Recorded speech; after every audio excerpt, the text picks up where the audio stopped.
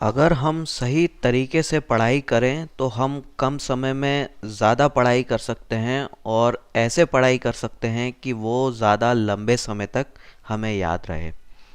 पढ़ाई करने के तरीकों पर कुछ रिसर्च हुई और कुछ साइंटिफिक तरीके डेवलप किए गए और उसी तरीकों में से एक टेक्निक बनाई गई है, उसका नाम है SQ3R टेक्निक। इस टेक्निक से अगर आप पढ़ाई करेंगे तो आपको बहुत अच्छे रिजल्ट मिलेंगे और आपकी एफिशिएंसी काफ़ी बढ़ जाएगी। तो ये SQ3R टेक्निक में कुछ पार्ट्स में हम डिवाइड कर सकते हैं। तो पहला आता है सर्वे पार्ट, जिसमें हम जो सिर्फ ऊपर ऊपर से देख लेते हैं। दूसरी बात आती है क्वेश्चनिंग की, जहां हम जो देखा है उसमें से हम क्वेश्चंस बनाते हैं।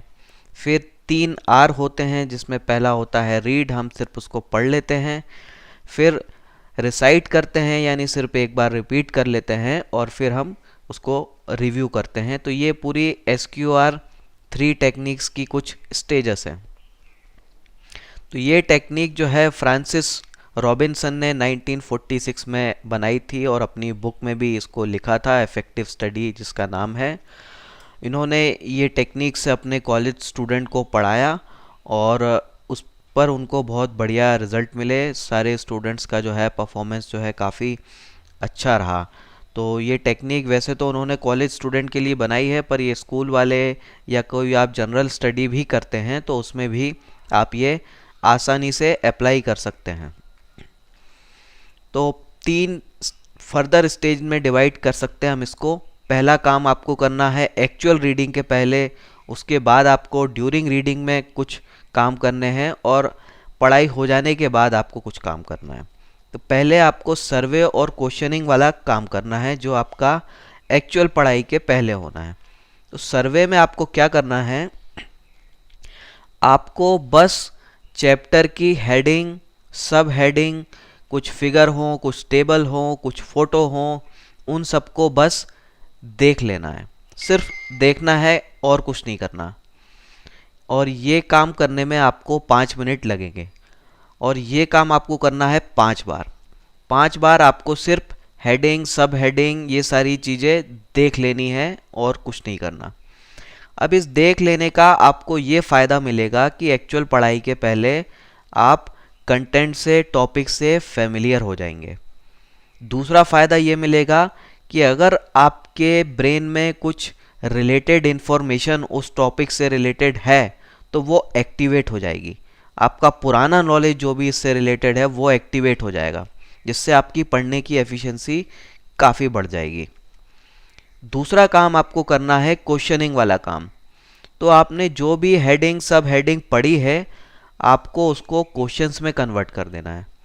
तो आपको कुछ सवाल करने हैं कि ये चैप्टर किस चीज़ के बारे में है, क्या क्वेश्चन आ सकते हैं, क्या इन्फॉर्मेशन ये चैप्टर हमें देना चाह रहा है। इस तरह के आप सवाल बना सकते हैं। और अगर सवाल नहीं दिए गए हैं तो आप बना सकते हैं, और अधिकतर बुक्स में चैप्टर के एंड पे क्वेश्चन दिए रहते हैं, तो आपको उनको भी पढ़ लेना है। इसके साथ आपको, अगर आप एग्ज़ाम पॉइंट ऑफ व्यू से पढ़ रहे हैं, तो आपको लास्ट 5 ईयर के क्वेश्चन भी पढ़ लेने हैं कि लास्ट 5 ईयर में इस चैप्टर से रिलेटेड क्या क्या क्वेश्चन आए हैं, उनको भी आपको पढ़ लेना है। अब ये क्वेश्चनिंग के आपको बहुत फ़ायदा मिलेगा।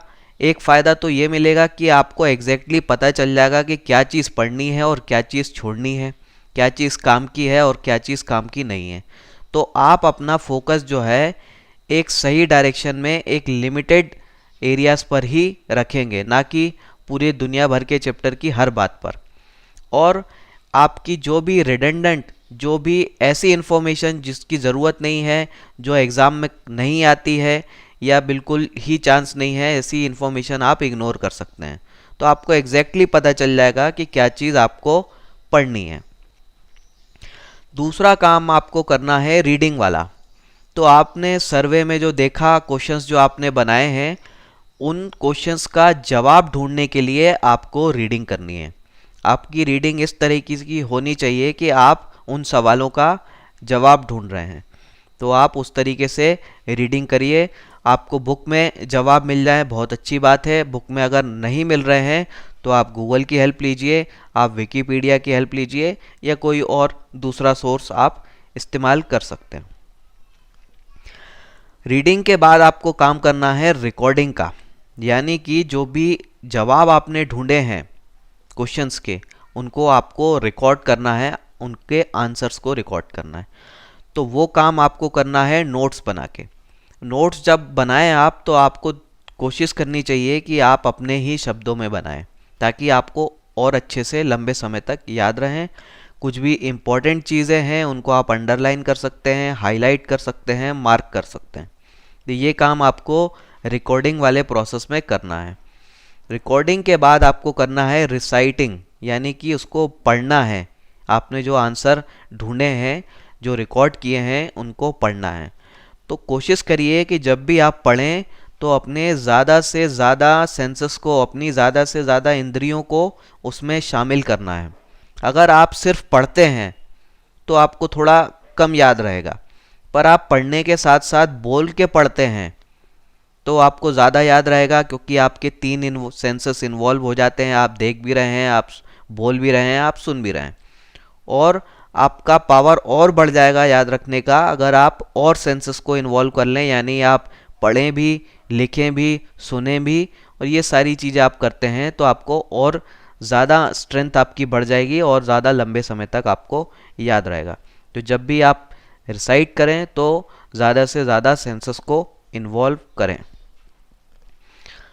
इसके बाद वाला चीज़ आ जाती है रिव्यू वाली या रिवीजन वाली। तो यहाँ पे हमारा काम है, हमारा उद्देश्य है कि हमने जो भी पढ़ा है उसको हम परमानेंट मेमोरी में ट्रांसफ़र कर सकें, ताकि हम एग्ज़ाम में उस चीज़ को अच्छे से लिख सकें। तो हमारा एक फॉरगेटिंग कर्व होता है कि धीरे धीरे ब्रेन जो है वो चीज़ों को छोड़ने लगता है, भूलने लगता है, क्योंकि उसको ये फील होता है कि ये चीज़ इम्पोर्टेंट नहीं है। तो आपको ब्रेन को ये फील कराना है कि ये चीज़ इम्पोर्टेंट है। तो आपने जो भी पढ़ा है वो 24 घंटे के अंदर आपको रिव्यू कर लेना है। 24 घंटे के अंदर आपको कर ही लेना है, और उसके बाद आपको वीकली ये काम करना है। तो ये काम आप करेंगे, और आपको ध्यान रखना है कि आप ज़्यादा से ज़्यादा अपने सेंसेस को इन्वॉल्व करते हुए करेंगे। तो ये काम आप जब करेंगे तो इन्फॉर्मेशन जो है आपकी परमानेंट मेमोरी में ट्रांसफ़र होने लगेगी, आपको बहुत लंबे समय तक जो है वो याद रहेगा। तो ये थी हमारी SQ3R टेक्निक की बात। तो ये बहुत बढ़िया टेक्निक है। आने वाले वीडियोस में मैं कुछ और टेक्निक आपको बताऊंगा। आप अगर उनको मिस नहीं करना चाहते तो आप चैनल को सब्सक्राइब कर सकते हैं। और इसी के साथ मैं अपनी बात ख़त्म करता हूँ।